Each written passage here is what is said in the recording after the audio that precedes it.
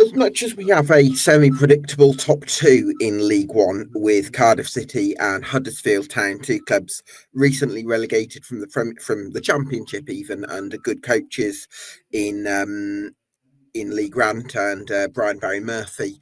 It does feel like it's been a start to the League One season in which there's been a bit of unpredictability, whether you'd come to expect that in the early weeks of the season where things are yet to really level out.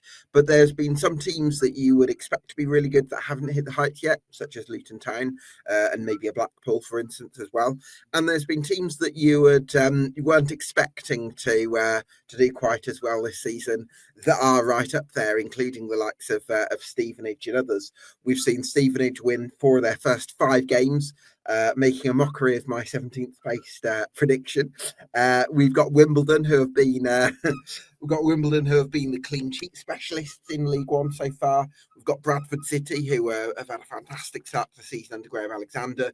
Doncaster Rovers, the fellow promotees, have also made a good fist of things. And Lincoln City, of course, as well, have only lost once in their first 5 games, amassing an impressive 10 points. So which of these, and Mansfield as well, of course, by the way, who have had a great start in their own right. So plenty of teams to be impressed with and pleasantly surprised by even in these early weeks. Which of them have the staying power and have the potential to continue this great start that they've enjoyed, and which of them can we expect a bit of a drop off from? That's what we're here to discuss on this League One podcast.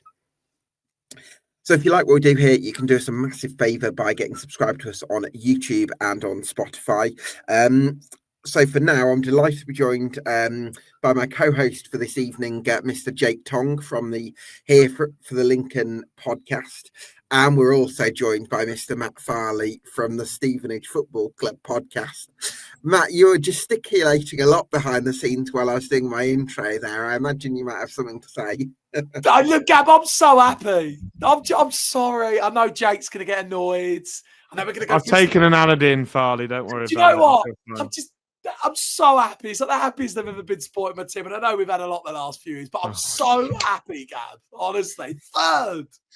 What we do. Brilliant stuff. I've got a bit of a bone to pick with you though, Farley, because what's it with the blue and red colours that you're tweeting out and not red and white? The blue and red are our home and away colours. Yeah, I'll make it blue. No, it's literally that simple. Did you? Because you doing it's red and white. No, but the away kit is blue with like red on the collar. I've got it there.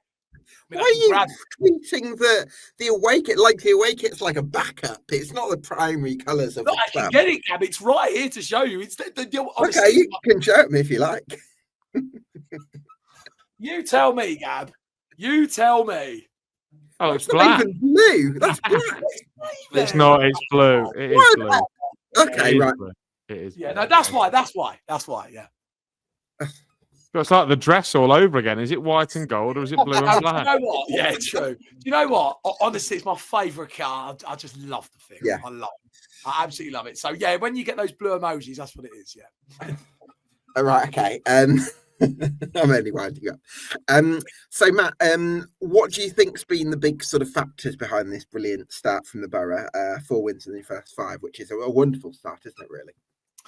Yeah, it's brilliant. I think, to be honest with you, like in the summer, the goal was we wanted to create a top half team. And we've been saying that a lot in the summer. And I think I said it to you in your summer deep dive, Gab. Yeah. You know, when we cast the minds back and I said, you know, the goal is creating a top half team. And that's what we want to achieve this season. So it was all about keeping the original players that we know are good enough to get you there, like your Cole Pigianis and your Jamie Reeds, etc. And it was just about bringing players to the club on top of the originals that are of that level. You know, your Jordan Houghtons, your Chem Campbells, you know, Best Ballas, you know, etc. And I think we've kind of gone under the radar a little bit with that. I think a lot of people assumed that we were going to probably be bottom half of the table with lack of goals. But we really believed in what we created and the depth of this squad and the fact that we've doubled up in all of these positions and we've brought some really top-level players in this division. And I think we felt in the summer that we would potentially have, dare I say, the start that we've kind of had. I know that we were top for a couple of match days. And obviously when you see So yeah, know about it. oh, look, you know me. But when you see your team top, it's surreal, of course. But I think to us, looking at our squad, looking at the fixtures, I think we felt we were going to have a really good start where we'd win 3 to 4 matches. So in that sense, it wasn't a surprise because we believed in what we've built. And again, we really believe in this team that we have. We knew Jamie Reid was going to be on fire. We'd spoke to him in the preseason. We spoke to him in Spain. He told us the issues he's had the last year and that there was a lot going on behind the scenes. Within this squad, fully fit preseason, we knew the guy would potentially hit 20 goals again this season. We knew that. So, but again, before you kick a ball, Gab, you just don't know, do you? We've kicked a ball and he's gone and scored 5 goals in 5. So, no, look, it's been a wonderful start. I think we all saw the opening day win at Blackpool, though Blackpool, gifted a couple of goals. The way that we dominated that game away from home at 3-1, I was pinching myself going, oh my God, we have got a top team here. And then the wins against Rotherham and Northampton were dominating. I know them two will probably be down there. Had the ability to turn it around against Port Vale. And then the performance against Huddersfield was absolutely fantastic. I mean, with 30 minutes to go, they were hanging on. And I'm thinking, oh my God, I haven't seen us come here and dominate 30 minutes of the game. It was brilliant. So, look, a wonderful start. And look, we know what we want to achieve this season. We've got the squad for it. And we're just loving it at the minute. It's brilliant. It's interesting you mentioned how good the performance was at Huddersfield, because I watched the extended highlights of that game, and my perception would be that Huddersfield probably created more chances. And I did feel like, I think with the midfield pairing of Jordan Houghton and Harvey White, I think Jordan Houghton's a very solid midfielder. You kind of know what you're getting with him. And Harvey White's a very technical midfielder. But I don't think either of them are particularly strong or aggressive, personally, from what I can see. And I feel like that works when you've got the more attacking players are very strong in the press because they can just step onto second balls. But I think what we saw from my perspective, maybe watching the extended highlights, in the second half where that press maybe wasn't quite as intense, you maybe needed that Dan Phillips, and he did come on and made a difference because he can bring that more aggressive and physical side to your midfield. Yeah, most definitely. And by the way, Jordan Houghton and Harvey White have been starting because Louis Thompson and Dan Phillips have been injured. So, the opener against Blackpool, it wasn't a choice for Revs. He had to play them two together because Phillips had taken a knock and Louis Thompson had been struggling with an injury. Louis Thompson came on in Blackpool and pulled his calf, so he's out for 3 months. So there's a reason why it's been Jordan and Harvey because of injuries. And Dan Phillips, he's come on in a couple of games and he's looked really good. So I think Dan Phillips will eventually evolve into starting, possibly with Jordan Houghton, potentially. But to be honest with you, Jordan Houghton and Harvey have been brilliant, by the way. Harvey White, actually, has really impressed me in terms of his battling side of his game. We've seen it. I thought, Matt, on the extended highlights, the Huddersfield game, I thought White was, there was one time where I thought he was beaten quite easily, and there was another time where he turned his back on a shot that was kind of coming his way. So I perceived a little bit of, maybe this is just the bits that I saw as opposed to, you watch the full games, but I was actually a little bit sceptical of Harvey White on some of those areas. Yeah, no, and I understand your point, but seriously, the start of the season, he's been a lot better. He's been going into headers. He's been he's been a lot more aggressive than what we've seen over Harvey over the last couple of years. He's been a lot better. I think that game Saturday was a very, very technical game, a very high quality game, and there were areas where we probably would have lost out a duel or two. Yeah, look, I think the Huddersfield match was a kind of game where we just wanted to gauge kind of how good our team is, because although we played Blackpool in the open, I think a lot of people look at our fixture list and they go, "You haven't played anyone," but we did go to Blackpool the opening day and win. So, but it was kind of a game just to gauge where we are as a squad. And look, we knew that for 60 minutes we probably weren't going to have a lot more of the ball than Huddersfield, and we had to defend really well. We did that first half, defended brilliantly, and it was just one of those moments where Huddersfield had a good passage of play, and we probably switched off for a second, and then the ball falls to your top goal scorers, don't they? And Alfie May, and they're always at the right spot at the right time. But the last 30 minutes was really good, and Alex Ravel, to his credit, he changed it and went to a 3-5-2, which he's done actually in every match with 20 minutes to go. He's changed it to a 3-5-2. and we were dominant for that 30-minute period. It was a case of, I think, memory serves me right, the last 15 minutes, they were clearing the ball. We were coming back with another passage. They were clearing the ball. Then we were coming back with another passage. And you felt we might have nicked a point at the end, but we just, to be fair to Huddersfield, they defended really well, and we just didn't get that moment where Reedy had a chance. But no, I was really impressed with us in that 30-minute block at the end. Jake, are you moving in any direction from where you were on Stevenage before the season?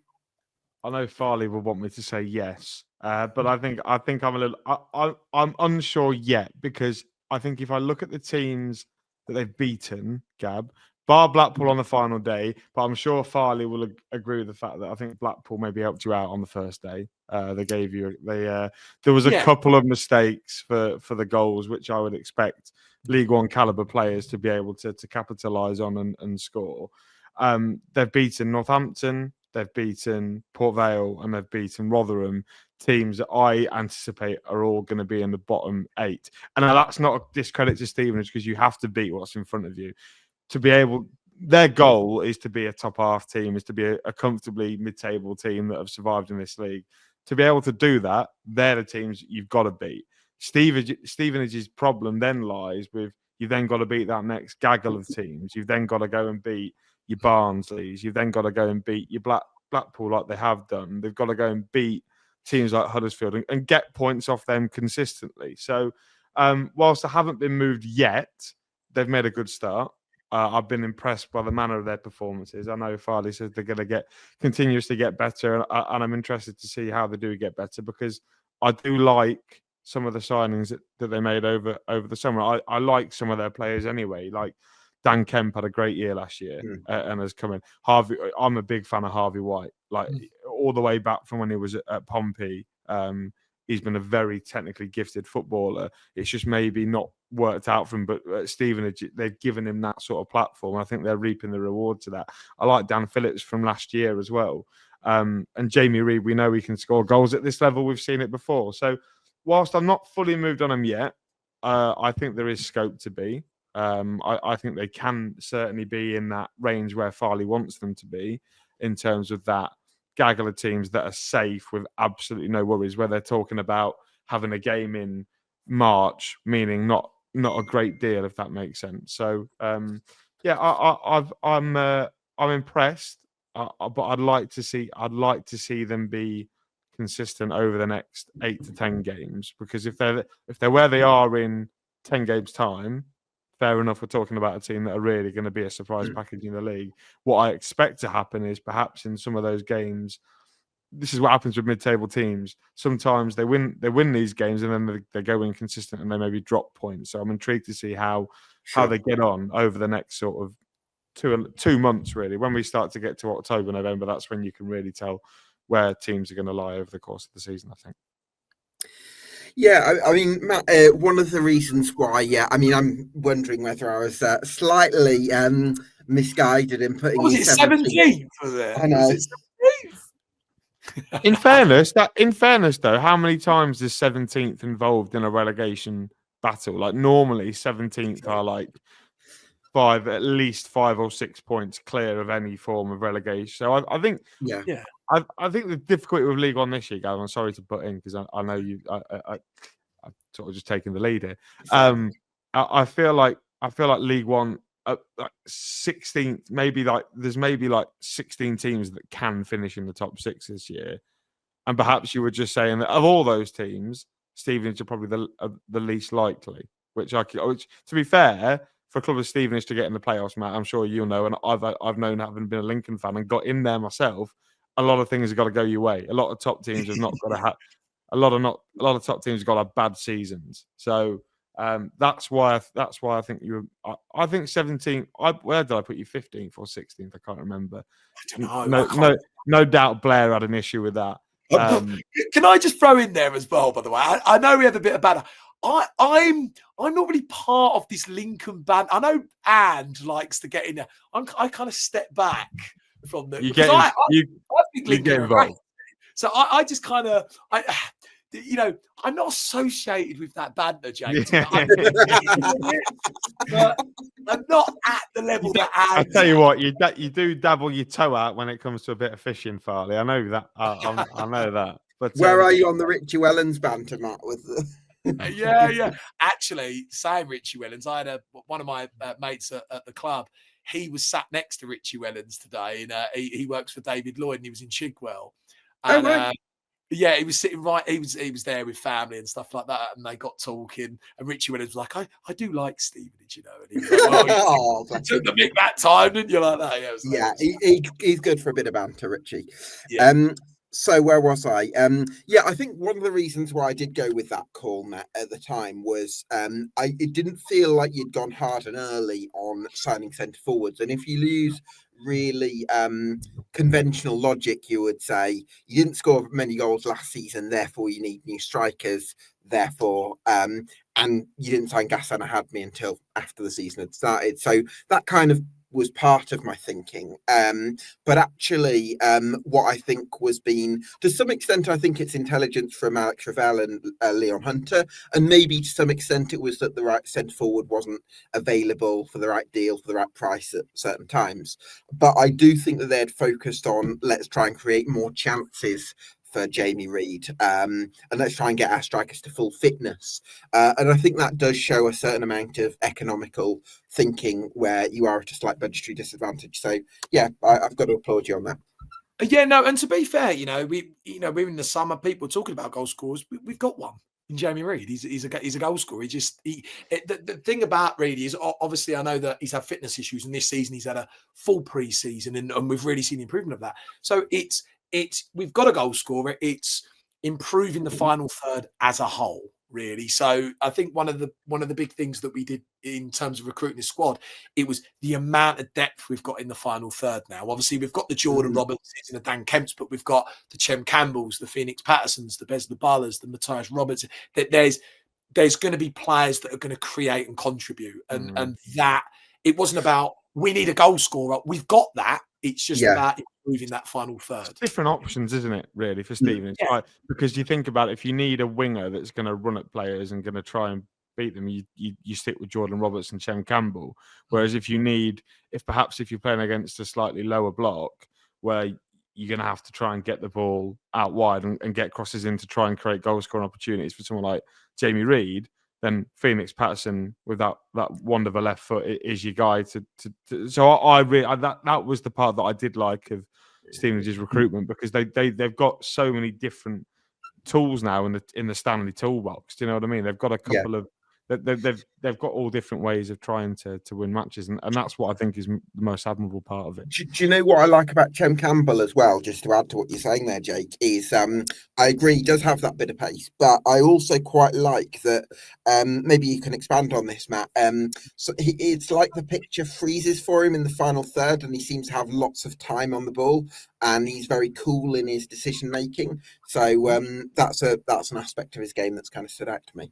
I was going to say, actually, one thing that's really impressed me with Chem Campbell, actually, and we saw it against Huddersfield Saturday, defensively, actually. So when we played Port Vale away, when Reedy won it in the last minute, Phoenix started that night, and it's quite funny actually, because Phoenix was notoriously like a wing back, wasn't he, for Fleetwood? He was played there a lot, I think. And actually, I felt that Phoenix actually struggled defensively in that game, and we all kind of just assumed that he would go back with Chem Campbell for Huddersfield, considering that Phoenix actually struggled defensively, and he did that. And actually, Chem Campbell defensively was really good. He supported Dan Butler really well in that match, and actually, I was actually very impressed with him defensively as a player as well. So, yeah, look, Chem's been great. What I like about Chem is he just gives you a bit of pace and creativity on that side of the pitch, and we've seen that. He's been brilliant, but actually defensively as well. That was something I was really impressed with at Huddersfield. Yeah.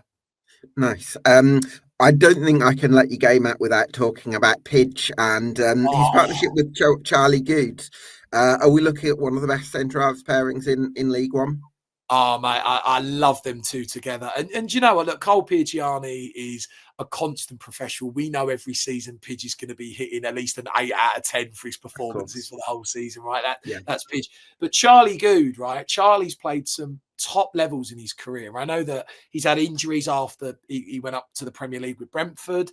But Charlie's a seriously top player. You know, a fully fit Charlie Good is a top defender in the division. And again, similar to Jamie Reid, I think he knows he's got a big season this season.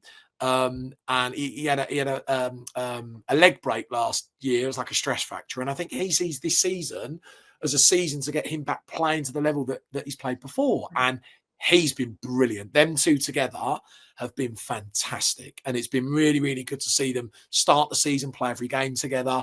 They're building up a really, really good partnership. And look, then equally, it's the one thing I love about this squad and the depth we've got. You've got Dan Sweeney and Lewis Freestone that can easily come in if those two can't play. So there's really good depth there with that back line. So, yeah, look, they've been great. Again, you know, I was standing right down the front at Huddersfield, and obviously I know Alfie May scored and they won the game, but them two were brilliant in that game. They were so good. So, yeah, a massive part to our team. They're very dominant set pieces as well. You've got Charlie Good's big long throw. If you watch the equaliser against Port Vale, he throws it in, goes all the way in the box, and then flicked on the big goal, really. But yeah, look, so impressed. I just love Pidge so much. And he follows me on Instagram, and I love that. So, yeah, I love it. I love the guy. Great stuff. Just before, I've got a two-parter question, Matt. First of all, do you think Stevenage are going to finish in the playoffs this season? And secondly, does Andy Blair think Stevenage? I think that Andy Blair's the more reliable, balanced. Whoa. Hang on. Yeah. Reliable, balanced. You say this, but in my 1 to 24, I actually put us 8th. Andy put us 9th. To be honest, interesting. Okay, so he's optimistic. He's on with something in the water. Do you know what? I'm going to be completely honest here. I know I'm so biased when it comes to my team because I just love them so much. Really? Really? This team are my favourite team. I love them. But no, honestly, look, I think we are definitely going to finish in the top half. I think that's what we've created. That's the goal. Wherever that is, if that's 11th, if that's 10th, I certainly think we're going to finish in the top half. In terms of making the playoffs, look, in order for us to make the playoffs, we've got to keep scoring goals, and Jamie Reid's very, very important in that. If Jamie Reid's going to go and get nearly 20 goals this season, then look, I mean, who knows? If we can consistently, I think the home form's very important. We've got to consistently keep winning our games at home and picking up points at home. That's vital. If we do those things and we're scoring the amount of goals and we're winning a lot of our home matches, then look, why not? There's room to do it. I think personally, if we're sitting here and it's November, nearly December, and we're up there and we're in the top 8, then look, why not? Right? Why not? But look, to make the playoffs, you've got to be a very good side. You've got to score a lot of goals and you've got to be consistently good throughout the season. I know you get the odd siders we've seen in the past that can come with a run and get in there. But I think at this point, if we're there about November, December time, then who knows? We've still got players that are out injured that are going to come back and make the squad better. So I've got to answer it. Oh, why not? Oh, God. I think Andy Blair, if I'm being honest, I don't think Andy would say yes. I think Andy would be with me in the terms of, I think top half is very realistic and reasonable. But look, why not? Look, all I'll say, if we win Saturday and beat Wycombe, we've got 15 points on the board, right? So we've got 40 games to go. If they go and get 60 points, so they'll have 120 left to play, right? If they pick up half of that, which you would probably back them to do, they're on 75 points, right? So they're somewhat knocking on the door for that if they do that. Yeah. And if someone said to me from 120 points, do you think you can pick up 60? I'd probably say yes. Yeah, I think we'd pick up half.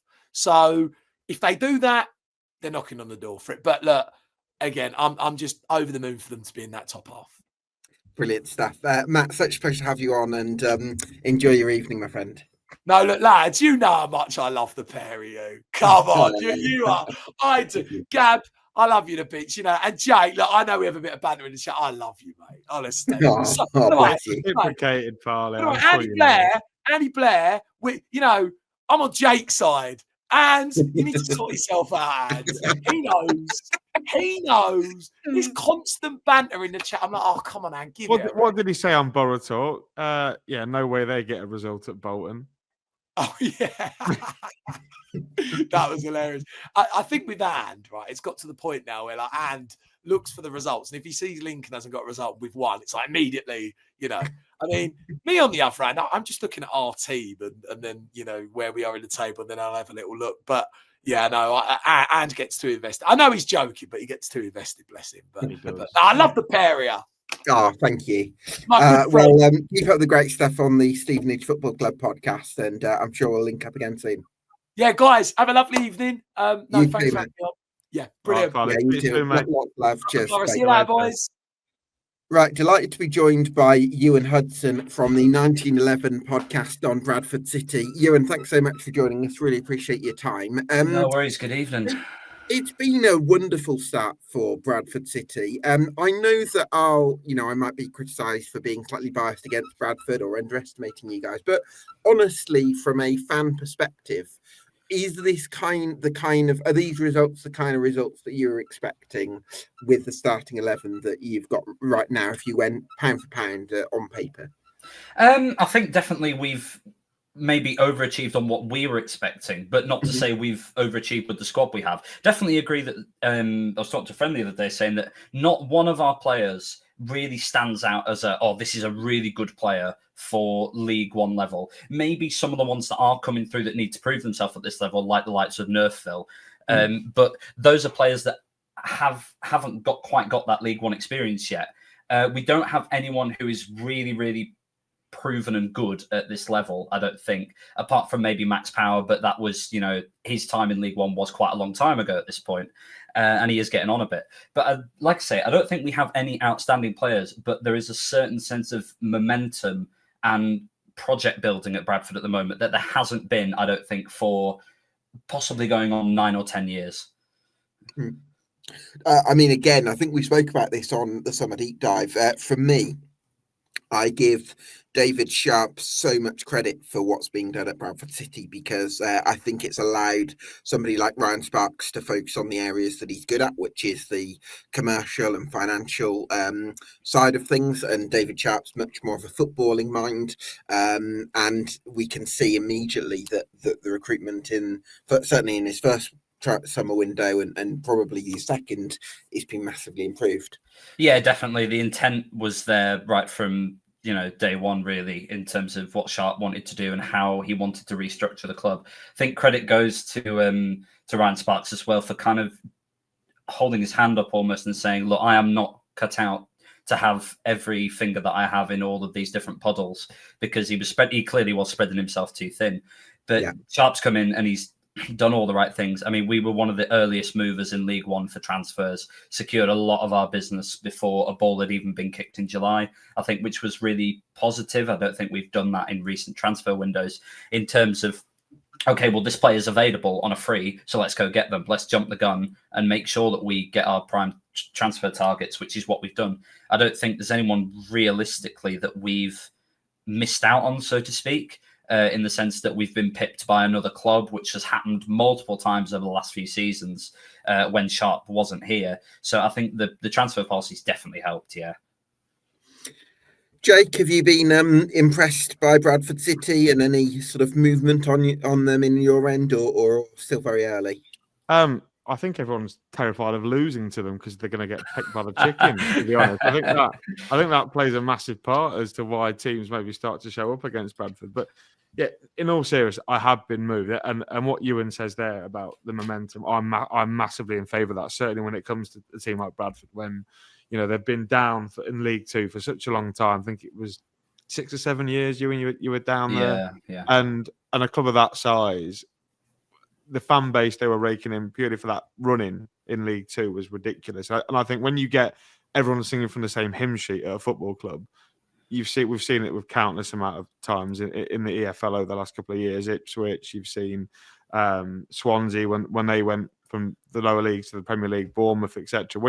When that all comes together, I think you've got a massive, dangerous thing. And when you're someone like a League One established club, and you see a club like Bradford finally get themselves together and sorting themselves out, it becomes a little bit of a worry, because naturally, as a Lincoln fan, you'd bank on probably finishing above Bradford as a newly promoted side. That's just how it is. But they're certainly here to compete. And I agree with you, and when in terms of his analysis on the transfer front, they got loads of players in early, and they were good players as well. That they probably had. The downside of that probably is they probably had to pay a bit more to get them, because we all know that as the window starts, that's when the demands are at the highest, and naturally as it gets to the end, players get more desperate and they take a lower wedge. But yeah, I've been massively impressed that they've performed. Certainly the performance against Luton, that was probably the standout. I thought they were excellent that day, and they were unlucky to not beat Peterborough at the weekend as well. So I was quite big on Bradford when they got promoted. Them and Doncaster were the two teams that I thought were going to do the best out of the four, purely because Graham Alexander's done it at this level before, as has Grant McCann. That was a big part of it. And like we sort of touched on earlier, when Bradford get going, they're going to be a really hard force to stop. And I think momentum was just plough them through a lot of the early games. And I suspect that probably is going to happen certainly between now and the end of the season. It's a wonderful thing and wonderful to experience. So, yeah, I like Bradford. I think they're going to, not only obviously the connection between Lincoln and Bradford is quite big anyway. I've got a bit of a soft spot for them, but I really think this Bradford team are here to compete. Whether they see out the season and in the top half, I don't know. I'm not fully sold on that, because I think there are a lot of really good teams at this level, but I certainly don't think they're going to have any danger of being sucked into any sort of relegation battle.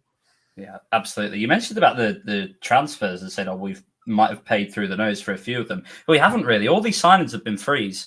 Admittedly, the only one that really brought an eye-watering sort of figure maybe to mind was the news that we might have broken the bank slightly for Humphrey's wage. But other than that, everything is done on a free. It's one of the policies of the club that we do not spend big, but at the same time, the owners have come out and said, well, we are building a side here, in the few seasons coming, including this one, that will challenge for the playoffs. Maybe not this season, but definitely next season. Absolutely. And the wages that we are starting to see, just in little forms, I think are the first sort of droplets of that push that is coming, that we'll see Bradford at the top end of League One. Obviously, I wanted to mention a fantastic save from Sam Walker at Stockport County in the 2-1 victory. You're not good enough for the league, Gavin. Yeah, I would be amiss to not take the opportunity here to ridicule you for that horrific please, take. go ahead. Absolutely. I mean, we know exactly how good Sam is. He was fantastic last season. He did... I'll hold you to the fact he did have a mistake in him. And when you watch the highlight reels, obviously you do not get all the experience, but his distribution is absolutely amazing. He's a phenomenal shot stopper and he's a brilliant leader. He's captained the club a few times now. He's just such a fantastic and key element of the team. He's a brilliant goalkeeper. Well, I'm really glad to be proven wrong. So absolutely every credit to Sam Walker. I have to hold my hands up on that one. Would you say it's been Stephen Humphreys that's been the recruit that's really impressed so far? Because at Barnsley, the feedback was that he was quite dangerous, and possibly at other clubs as well, quite dangerous kind of cutting in off the left, because he's got a strong upper body strength, hasn't he? And he can be quite direct, and he's got a lovely, powerful shot on him off either foot. But I wouldn't have necessarily considered him as someone who can play down the middle, and I wouldn't have considered him as somebody who can really link up and sort of be that kind of glue for an entire attack. But actually, the evidence at Bradford City so far is that he's been both those things. Yeah, before sort of I answer that question, I definitely wouldn't say that Humphreys has been the standout. I think the standout has actually probably been Nerf Phil, because we knew how good he was. Obviously, a player of that quality who was so consistent in League Two last year is still going to retain the same qualities. But with Humphreys, yeah, we were absolutely warned, do not play him through the centre. But the club have come out, Alexander's come out, and Humphreys has even come out to say, I would not have signed here unless I wasn't convinced to play through the centre. So he hasn't come here on the false pretense that he's going to be playing out wide. And Alexander said, no, you're going to play through the middle. He was told he was going to play through the middle, and it's worked. I think obviously our front three it is very flexible at the moment, but Sarcevic, Humphreys and Poynton is incredibly flexible, especially more so when Will Swan plays. And those three do tend to drift about the front line quite a lot. We've seen a few times now Humphreys getting out wide and, like you say, curling shots or trying to shoot from tight angles, which is definitely one of the strong points of his game. But he is definitely a central striker in this system. And when we do choose to go long, which I can't believe I'm going to say this, is quite rare these days. Oh, wow. Humphreys is a really good target forward. He is powerful, but he's really quick. But yeah, I'd say the front three is really, really flexible, which is one of our big strengths, I think, this season. Yeah, the fact that Humphreys is comfortable in those wide areas does lend itself to the fluidity that allows a Poynton, allows a Sarcevic, or even an Alex Patterson breaking forward from midfield to get in to land into those goal-scoring areas. So really encouraging from that point of view. Have the first 5 performances and also the League Cup performance, which has been fantastic as well, and worth throwing that in the mix. Has that moved you on what's possible for Bradford City this season? Yeah, absolutely. Yeah, absolutely. At the 1911 podcast, we are proud fence sitters. We do not like to give opinions and predictions because they're absolutely terrible usually. But one of us, Andy, is absolutely convinced we will make playoffs this season. Me and Chris, respectively, so I think said 10th and 11th, which is, I think, definitely achievable. Before even a ball was kicked, I thought that was achievable with the signings we'd made. But I think with the first 5 games, especially in the League Cup, for a reason I'll come on to in a second, I've definitely been moved to kind of what you were saying with Stevenage earlier. You know, why not? Why not have a run? Why not see what we can do? Momentum is going to be our biggest friend, especially with the League Cup performances, because the teams that went out against Blackburn and Stoke were not first teams. And obviously we weren't playing first teams either, but those were still strong championship sides. And we didn't put out our first team either. You know, we've got rotation players. Brad Halliday didn't play until Stoke the other night. And Tyreek Wright's getting a lot of game time. Will Swan's getting a lot of game time. And we're thumping these championship teams. We looked brilliant against Blackburn and even better against Stoke. And that momentum is, had we, gone out in the first round against Blackburn, I genuinely don't think we would have then gone on to beat Luton or even got the win against Stockport away, because the momentum and the belief just slightly takes a hit, and you say, "Oh, right, okay, well, we are the underdogs, and let's play like that." But we are underdogs, but that's not a reason to let these teams roll over us, these Lutons and Stockports. We're here to play, and we're here for a statement, I think, this season. Absolutely. Well, you certainly made a statement in the early week, so a really encouraging start for Bradford City, and congratulations to you on that, and look forward to catching up later in the season. Absolutely. Looking forward to it. Top man, Ewan. Great stuff. Cheers. We're hoping to be joined by Ainsley Cooper in a moment. He was there behind the scenes in a moment. He seems to have vanished, so he might be a bit shy on Doncaster Rovers. But so I suppose now is a good. Is he here? Yes. There we go. Hi, Ainsley. Hello. How are we doing? Yeah, I'm great, thanks. We thought you'd got a bit shy because you left the studio. I don't know what was going on there. The previous lad was cutting out a bit, so I was just checking the connection. Now we're all good. No worries. Thank you so much for joining us. You must be pleased, I imagine, with Doncaster Rovers' start to life in League One after that 1-0 victory at Port Vale last weekend. Yeah, very. Yeah. I've probably been taken a bit by surprise, Gab, at how well we have attacked the season so far.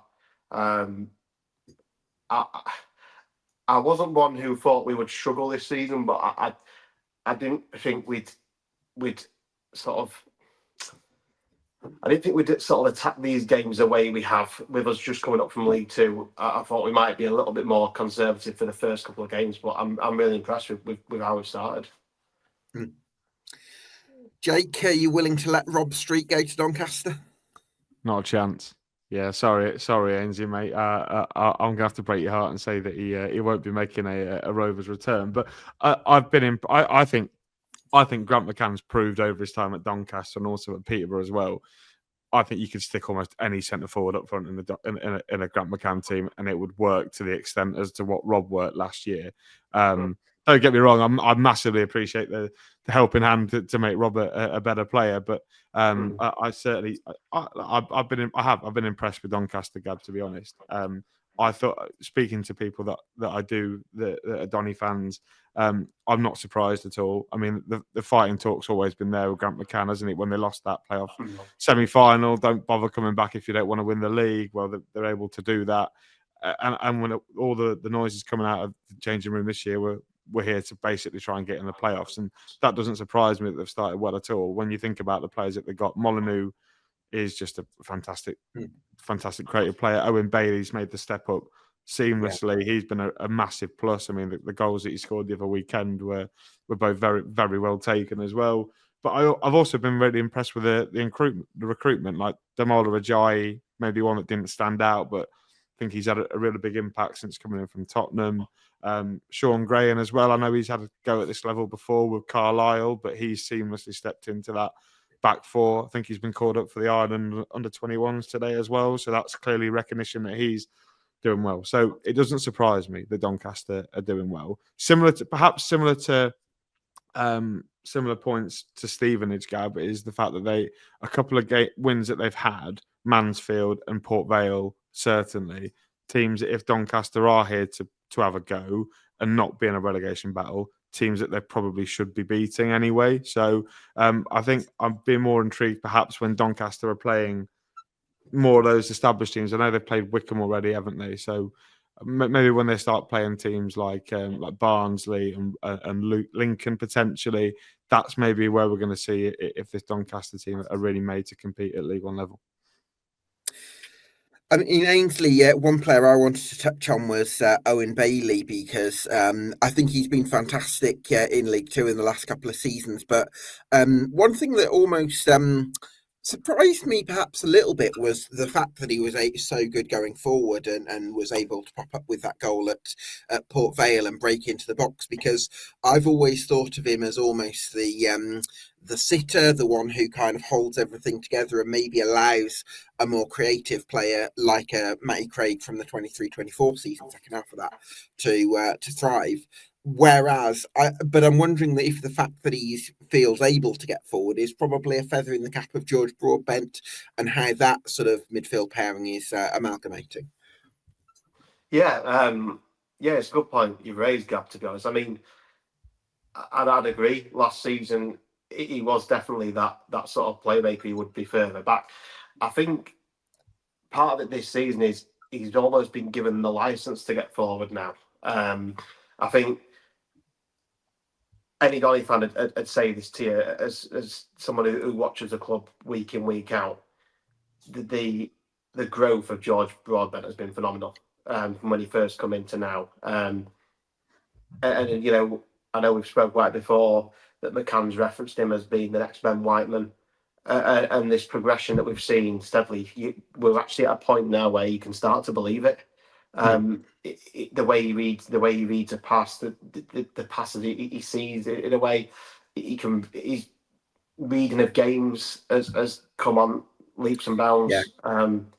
I think it is purely that. I think maybe Bailey feels he can put more trust in Broadbent now, and it gives him the license to get forward. And I think I've been impressed with how composed Bailey's been in front of goal when the ball has come to him. You know, the goal, the second goal he scored at Mansfield, I don't know if you saw it on the highlights, but for the position he got himself into and just the coolness to just slot it in, within a crowded penalty area. Owen Bailey is the Geordie Rodri. Brilliant stuff. So one player I did want to discuss was Jay McGrath, Ainsley, because he's somebody who what I like about him is that he's very confident in wide areas, because there was a moment at Port Vale, having watched the extended highlights, where Tom Nixon sort of went in for a challenge and he missed it, and the ball kind of came out to the sort of Doncaster's right flank, and Jay McGrath was very comfortable going out to meet his wide attacker and say to Nixon, you know what, you just kind of fill in as I said, the extra centre half. And I do think that helps Doncaster being so aggressive in that defensive third. It means you're a difficult team to score against, and I guess Jay McGrath is quite key to that. Yeah, definitely, Gav. Yeah, I think McCann's recruitment, as in for centre halves, etc. I think it's clear he wants mobile centre halves who are comfortable on the ball, who can move the ball with pace. But it's interesting when you touched on recruitment earlier that he has brought in a very traditional centre half as well in Matty Pearson, who was sort of the old headed cricket kind of defender. So he has got various options. I think with McCann, a lot of the time he said this previously that he'll almost select a team based on the opponent we're coming up against because he's got such confidence in the squad that we've got. You know, he says we don't have a second string team. We've got a squad who are all capable of playing in the starting 11, which I do agree with. We made 11 changes against Middlesbrough, and the team that played that night were very impressive, and a lot of those players have not necessarily had a lot of game time offered to them. But Jay McGrath is another one, Gab, who I think we've seen a big progression with him since he came back to the club. Obviously, he was in the academy, and then he went away for a couple of years. You know, went over to Ireland. Big move, big step for him personally to sort of move away from his family, etc. But he obviously established himself over there. He's come back, as a man now, and yeah, again, someone who breeds confidence, and similar sort of character to Bailey. I think I could see McGrath as a future captain. He's very vocal. Again, very good at reading the game, and he's not shy of putting a tackle in. He's good at man marking as well. And like you say, I think that Port Vale is a prime example. He's good at closing people down, and he's got some legs on him where he can track back. And I think in a Grant McCann team, it is important that you have got that pace, because a lot of the time, the way McCann sets up, you'll know this, Gab, that it can be quite open at the back at times. So you have got to have that pace to be able to get back. He likes his teams to be very aggressive, doesn't he? Yeah. And very strong against the ball, which means you've got to hold a high line sometimes. So that certainly makes sense. Ainsley, has the first 5 games kind of moved you on what's possible for Doncaster this season, or are you staying pretty level-headed at the moment? I'd say I'm level-headed. I sort of said, like, my expectations for the season would be sort of anywhere mid-table, but it's one of those where your head's telling you one thing, your heart's telling you the other. Sure. My heart is telling me that we're going to have a push for the playoffs and maybe slip in and on the final day of the season or something, because McCann's done it before. Last time we were in League One under McCann, I think it was the 18-19 season. Nobody gave us a chance to get into the playoffs, and we did it. And he literally inherited the same side that finished the season with Darren Ferguson, which finished about, I think it was like 14th, 15th. Yeah. McCann took that very same team, and all he did was add 2 loanees in Malik Wilkes and Herdy Kane, and he managed to get us into the League One playoffs. So it was a massive achievement, and not knocking Darren Ferguson, but the manager of his experience compared to McCann, who was quite a young manager at the time, it was really impressive. And by the way, I'm going to say, Ainsley, I actually had Doncaster second that season. Okay.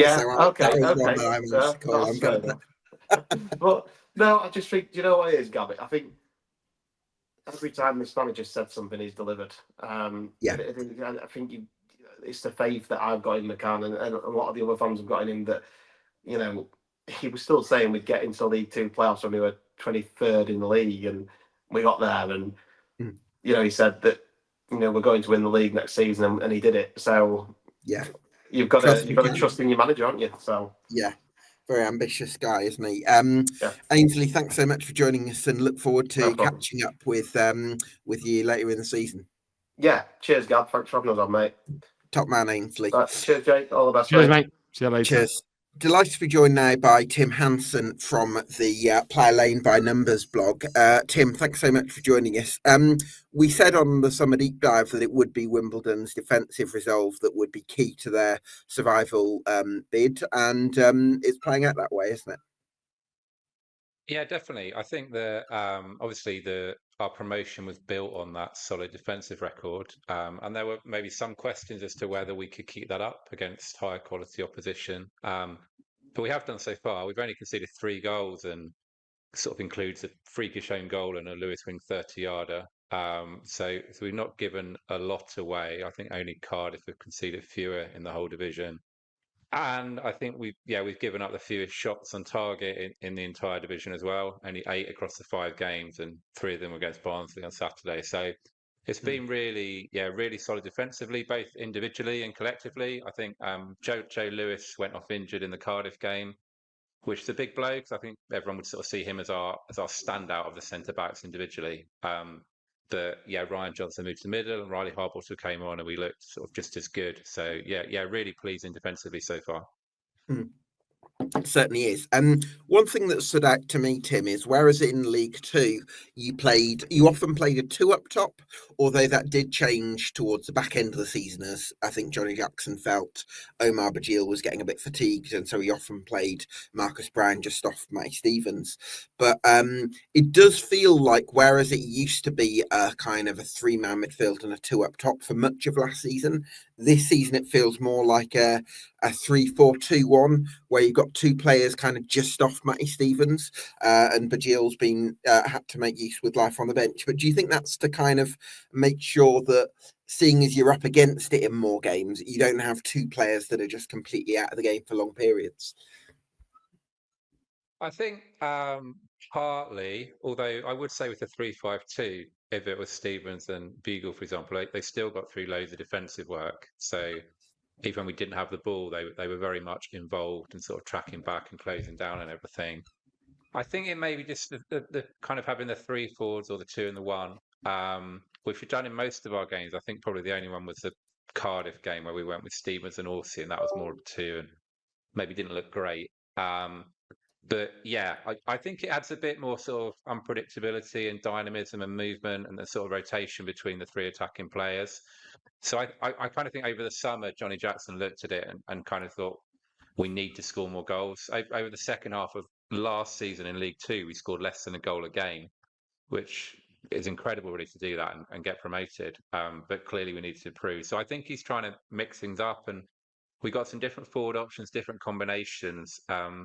But I think he's thinking, how can we add a bit more unpredictability and rotation and these types of things to provide more of an attacking threat.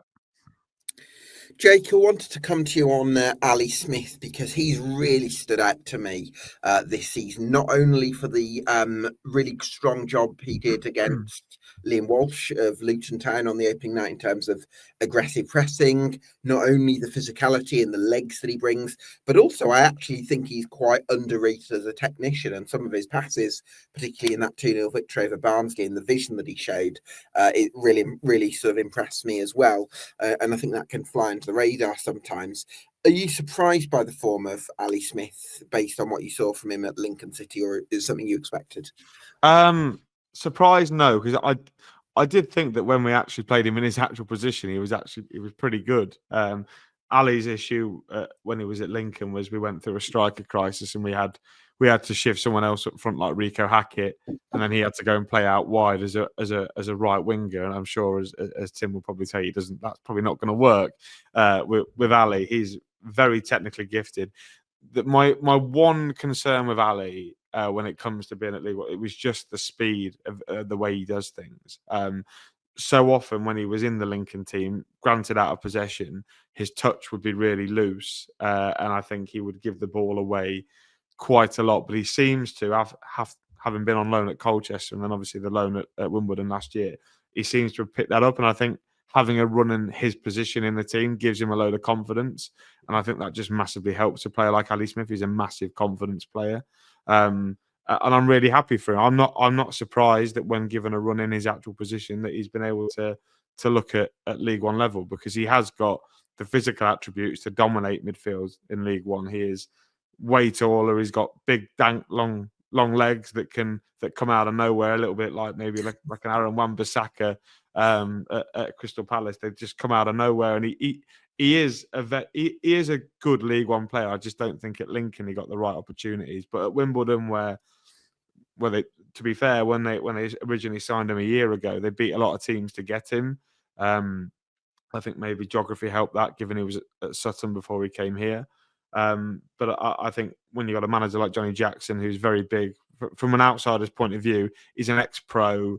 He's very much one of the lads.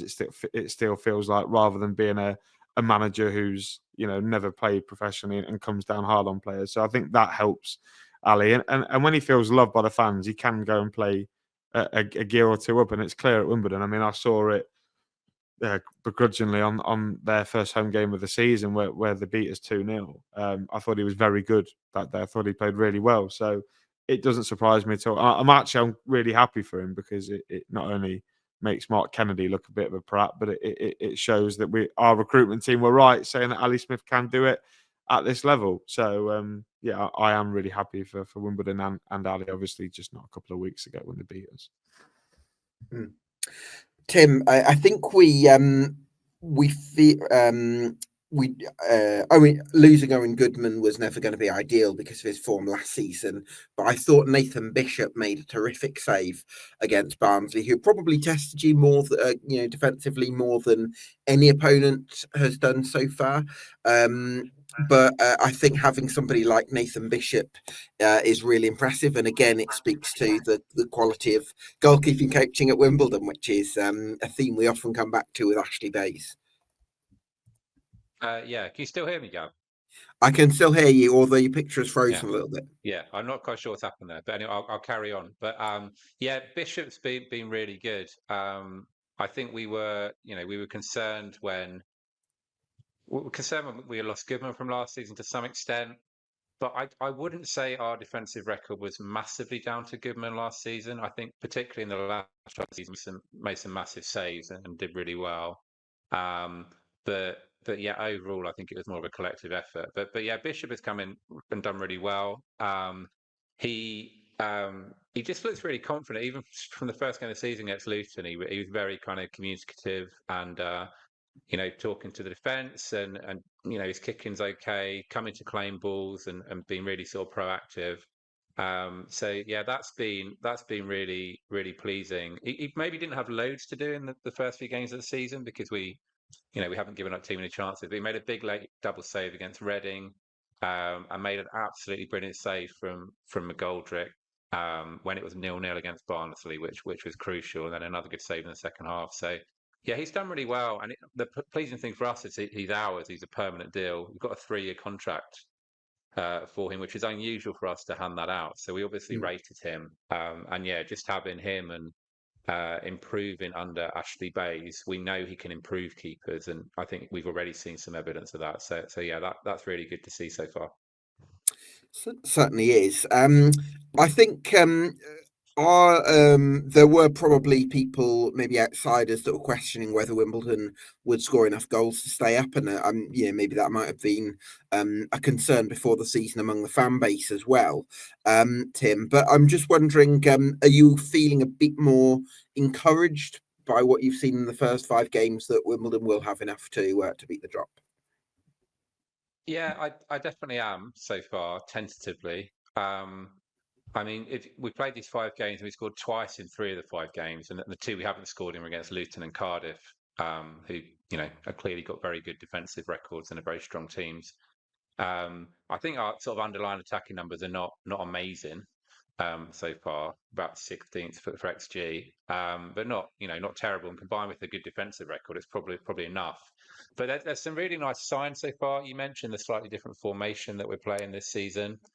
But we also, the kind of goals we're scoring are maybe a little bit different. Sometimes under Johnny Jackson, as good a job as he's done, it didn't look like there were many attacking patterns or kind of ways we would score goals. But we've added a bit of a counter-attack threat, which was lacking last season. So Hackford scored, he scored that nice goal to see it against Barnsley, but also a brilliant counter-attack goal against Gillingham in the League Cup. And getting more crosses in. So Matty Stevens scored a brilliant header from a Simway crossing from wing back against Reading, and we scored a few set piece goals as well. So they're the types of goals we didn't really score last season. Actually, the Barnsley game, most people were saying was our best attacking display potentially under Johnny Jackson, to be honest, because we've never been a great expansive attacking team, and Barnsley are quite open and sort of give you chances, but it was a really open game, and we created probably more chances than we have for some time, and just looked really fluid going forward, and kept it on the deck in the attacking third more than we normally do, and it just looked really nice. So I don't know. I think we're never going to be out there with the big scores of the division. We'd be more built on the defence, but I do think so far it looks like we'll have enough of a goal threat to be competitive. Absolutely. Well, Tim, it's been great to get your insight on the Dons, and thanks so much for joining us. Great. Thanks, Gab. Thanks, Jake. Cheers, mate. Top man. Jacob, I know we said up till 6:30, but have you got a bit more time to talk about Lincoln City? I can stay as long as you need me, Gab. Don't worry. Oh, thank you. So obviously, from Lincoln City's point of view, a 1-1 draw at Bolton Wanderers. I think there was definitely a feeling among imps that you felt a little bit hard done by to concede the equaliser so late on. But I think if I look at the balance of chances, it probably would have classed as a bit of a smash and grab if you had got all 3 points. Yeah, I think so. I think the game was 2 different halves. I think maybe at half time we could have been more than 1 goal up. Obviously, Freddie scores a good header. Yeah. Tom Hamer has a really good chance where I think from down the far end it looks like he probably should score.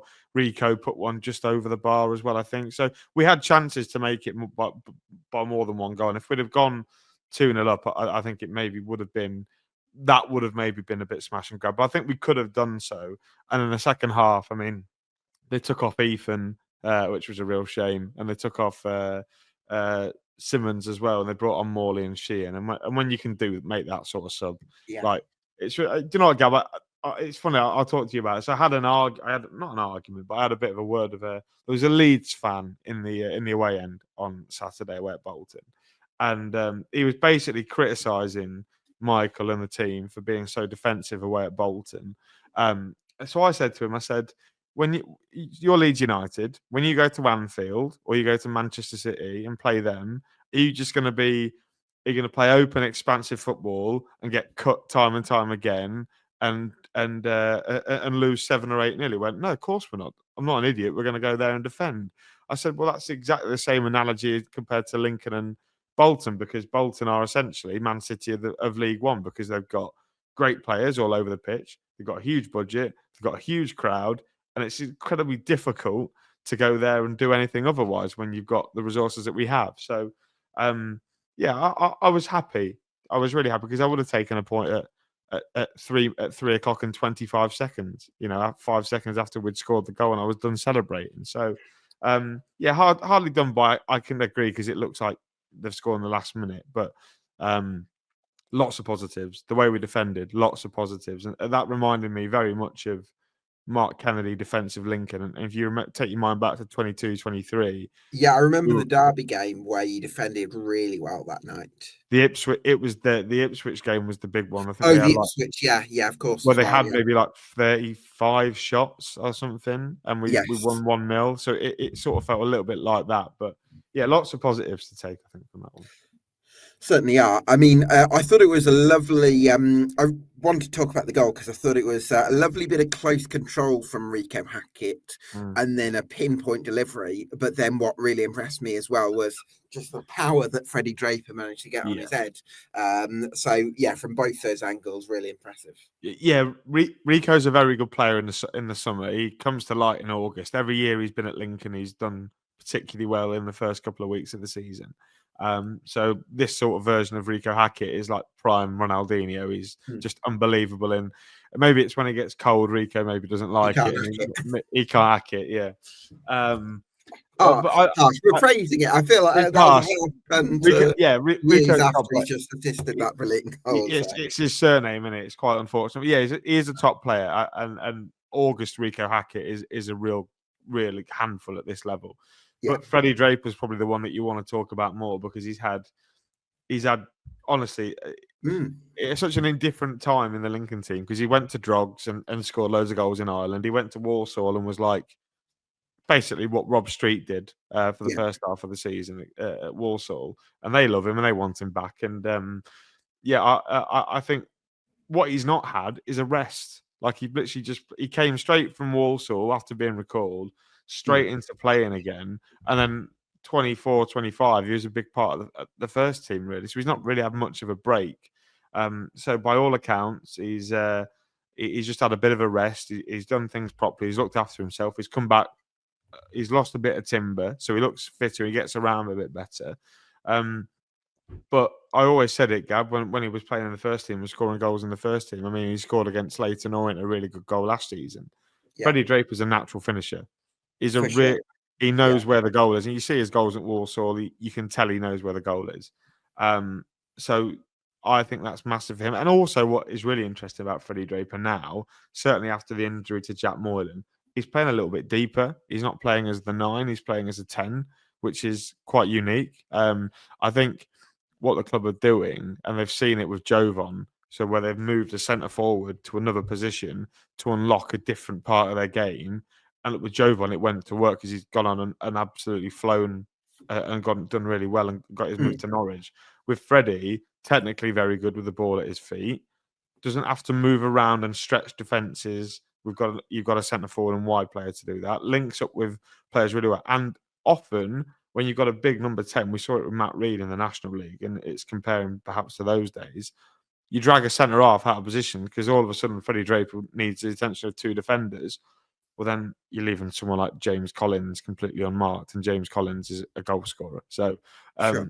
I think it's a really interesting move from Michael, and hopefully it works because it certainly looks like it because he got the assist on Tuesday night as well. So Fred's having a good season, and long may it continue.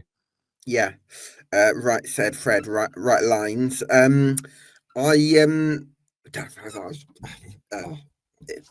Throw that away. I'm not going to use that again. I wanted to talk to you about Rob Street, Jake, because I don't think he would have signed a 4-year contract at Lincoln City in 2024 without having certain reassurances, both around number of starts and maybe even being the number 9 for Lincoln City.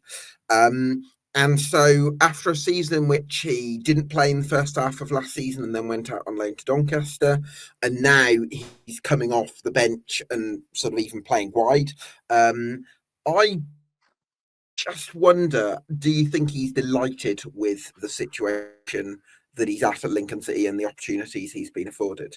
Well, Rob has started 6 out of 7 games in all competitions this year. So I would suggest in terms of getting on the pitch, I know your truth can be a little bit distorted because you often see Doncaster fans still commenting about him, and I told a few of them to move on really because it's because I feel like he needs a little bit of a restraining order sometimes against a couple of them. But yeah, I can understand but I think Rob's just happy to play because obviously he had such a loan spell where he had no confidence. He's come back a completely different type of player. And I think, to be honest, I think he's just happy to be playing in a decent League One team. And if you think about the way that this 4-2-3-1 actually lines up, there was a big reliance on those wide players to get in goal scoring positions. I mean, we saw it. I mean, to come back to Jovan Makama last season, Sure. The amount of goal scoring positions he got into, and I think he scored 10 goals. If Rob Street scores 10 goals playing out wide, that's a very good return, in my opinion. So I get your point, but I think the fact that he's so heavily involved, clearly Michael has seen something that he likes. He's got those physical profile to play out wide. The problem is, Gab, and his issue is he's got to displace James Collins. And I said this to you in the summer. James Collins is such a reliable goal scorer at this level. I imagine now that we've signed an actual right winger in Oscar Thorne, we might see Rob play through the middle a bit more. Tuesday night, he actually did play as a number 9 alongside Frankie Okoronkwo. So I get your point, but I do think Rob's going to have plenty of opportunities, not only playing out wide, but also through the middle this season because Colo's 35. He's not going to 34, 35. He's not going to be here in 2 or 3 years' time. Rob and Freddie Draper really are going to be the 2 lads at the top end of the pitch in the long term. So Sure. I think Rob is biding his time a little bit, but I think he'll be happy to be playing a competitive League One football and playing minutes as regularly as he has been. I have to hold my hands up on that one. I didn't actually realise he'd started that many games, so that kind of passed me over. So need to Just the Bolton game, he was dropped because we changed shape to the 5 at the back, and obviously when you play the 5 at the back, you lose out on your wide players and go with wing backs, and to play Rob Street as a wing back would be highly offensive. So it's maybe best to have someone like Tom Hamer in that position, maybe rather than a Rob Street. Yeah, of course. But 6 starts in 7 in all competitions is probably something along the lines that he'll want. So I hadn't quite clocked that. So that's great news from his point of view. I wanted to ask you about the influence of Sonny Bradley so far and the experience that he's brought to this Lincoln City defence. Has he been the defensive equivalent of James Collins in terms of the experience and know-how that he's brought to this young side? He's perfect.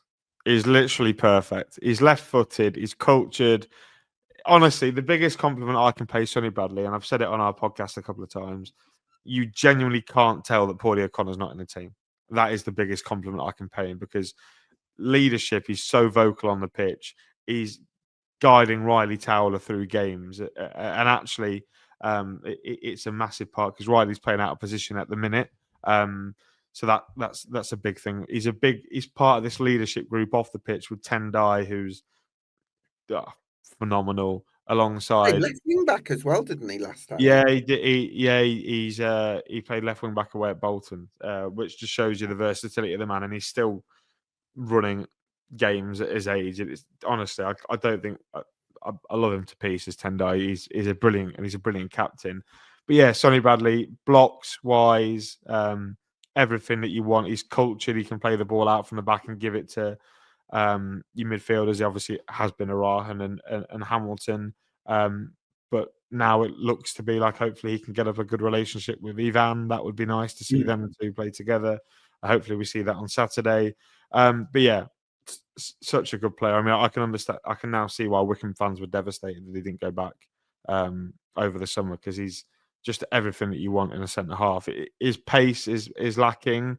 But I think when you pair that with someone like a Tom Hamer who's got decent recovery pace, I don't think you see that Fulver anywhere near as much. So yeah, Sonny's won a lot of fans, and he's a massive part of this group, not only on the pitch but off it as well, which is important. It certainly is. You've signed Varfolomiev, who's a Ukraine under-21s international. Are you excited by what he's going to bring to your midfield, and do you think you might even be in the market for one more? Yes and yes. Obviously, with the loss of Ethan Hamilton to Dundee, that would leave us with McGrandles, Ivan, and Tom Bayliss as you 3 players that can play those 2 roles. I think Michael wants 4. I think he's spoken quite heavily about needing 4. Whether that's another hard worker that you put in there next to an Ivan who's going to do all the hard work, or you bring in someone similar to Tom Bayliss who's got that guile to play from deep. I mean, I've spoke to you today about him. Mark Leonard would be absolutely fantastic for that role, because I think he could do that really well, probably better than Tom Bayliss at opening teams up from deep. Yeah, I think it's interesting, because I think I like Tom Bayliss actually in a more advanced role, because I think his movement and the way that he can kind of create chances I really like. I actually wouldn't mind Tom Bayliss in maybe the number 10 role, whereas I would look at somebody like a Mark Leonard. I think he's a conductor. I think he can ping these beautiful diagonals, and I think if you give him a run of games, he's one of the best midfielders in League One. Yeah, the issue he had at Birmingham City was because he's alongside Paik and Iwata, who are top-end Championship players, and you're not really going to get the consistency that you're looking for. But yeah, if you could sign somebody like Mark Leonard, would be an unbelievable signing. He's one that I've wanted at Lincoln for a long time. You're the one that I want. Yeah, absolutely. Well, yeah, absolutely, Gab. You are, mate. Don't let anyone tell you enough. But yeah, it'd be great. It would be. But I'm not going to get my hopes up, because there's going to be big interest in Mark Leonard, I would suspect, between now and the window. I know he captained you guys on Tuesday night, didn't he? So he may even still have a role to play at Birmingham. We don't know. You'll be knocking on the door for Leonard, which is I'll be bashing the bloody door down, Gab, to be honest. other sort of people that I wouldn't mind in there, perhaps someone like a Joe. I mean, we've loosely been linked with a return for Joe Morrell. I think that would be a decent pick if we could get him in. He's obviously, we know what Joe's all about. He's a league winner at this level. Yeah. Combative. There's a bit of bite about him as well. That's what I loved about him in his loan Yeah. spell in 2019-20. He just has that little, he's got that little bit of fight, and he's not able. We missed that because Ethan Arahan was very good at that, just standing up to people. And but yeah, Ivan. I mean, he made his day. Obviously, I'm very excited about him. When your club break their transfer record to bring in a player, certainly when Joe Hutchinson brings in a player from abroad, and you look at the lads that are coming, certainly at Grimsby, I think of Stan Ford. And by the way, Jake, you look at the work that Joe Hutchinson has done at Grimsby Town, and the recruitment that we've seen over there under David Artell. It's quite exciting that maybe that he could do something similar at Lincoln City with that quality of recruitment over time. And a little bit of a bigger budget, you'd imagine, as well, given we've recruited, we've made a fair amount of money so far this summer as well. Obviously, the Hamilton money will help. But yeah, Ivan made his debut away at Burton on Tuesday. He just did the simple stuff really, really well, coming and getting the ball off the back four, playing the passes. Essentially, Ivan's role in the team is going to be to give it to the likes of Rico Hackett, the likes of Oscar Thorne, I would imagine. He's Ivan Lender. Yeah. You're not going to give up with the puns, Gab, but yeah, no, he is a really exciting player. And like you say, good pedigree, because he's just been called up again for the Ukraine under 21s for next week. I'm excited by him. I really am. His debut, I think he played really well considering he's been in the country for about a week. So once he's up to scratch, once he's learned, the language, once maybe a couple. I know Ben House said the other night that he was on Duolingo trying to learn Ukrainian, so we could maybe help him out a little bit. Once we get him fully up to speed, and it's a bit annoying really, because in that international break, ideally you'd want the chance to call the game off, give him a 4 weeks training, get him settled in. But obviously, I don't think you can stop players going and representing the country. So, of course, ideally, but yeah, really excited by Ivan. I think it's a really a real good progressive move, and I think it shows that we're now shopping in a bit more of an expensive market, which Lincoln previously hadn't done before. So, fingers crossed he works out. He looks really good. The early signs are good. But yeah, I'd like another one to partner in if we can. That'd be nice. Yeah, more expensive market. You maybe need to. I mean, you have been sponsored one of the stands by the Co-op. I'm wondering now it might be M&S, perhaps. Maybe a bit of Waitrose. Waitrose, that's the way it's going. What's possible for Lincoln City this season, Jake? And are you a tiny bit more optimistic even than you were before the start of the season? Not that you weren't. I think my optimism. Well, my optimism drained the night before the start of the season, Gab, when Jovan went to Norwich, because Jovan was going to have, in my mind, such a big season at Lincoln, and to lose him on the eve of your season, I was basically going to the game against Reading, going, what's the point? Like, if we're going to come mid-table, why am I going to bother going? But I think the performance has been good, because you look at the teams that we've got results against, Plymouth, who I expect to be top 10 at the very minimum. Reading, a team I expect to be around. I mean, they came and took our captain. That they're going to be a good side, you'd imagine. Yeah. And to beat, I know you probably expect us to beat Northampton, and you maybe expected us to beat Wimbledon, but the game state sort of took that away from us a little bit. So, I am more positive, because we have played well, and the cup run as well. That adds confidence, because it gives minutes to those players that. Like we've heard pretty much all evening from the other guys, players that aren't playing in the league all the time. It gives them a real chance to stake a claim, and what better chance to do that than against Chelsea in a couple of weeks' time. So, yeah, I am a little bit more optimistic. Obviously, I think with a couple more players, with an actual recognised left back, which hopefully comes in between now and the end of the window. Hopefully, a Santa Clara win tonight against Shamrock might push that forward a little bit. It might, and maybe another midfielder, and maybe I will be thinking about maybe getting in the top 6. But certainly, I've not massively changed. I still think we're going to be a top half team. I've not seen nothing to indicate that we won't be. But it's just adding that little bit of excitement that maybe could drag us higher up the league. But yeah, I'm not saying we're going to finish in the playoffs, but I certainly think we could come 10th. I think that would be a really good season. Lovely stuff. Well, Jake, thanks so much for your company this evening to co-host the League One podcast to talk about the early season surprise packages in League One. Thanks everyone for watching. If you want more of this content, you can do us a massive favour by getting subscribed to us on YouTube and on Spotify. And we'll see you again for another League One podcast next week.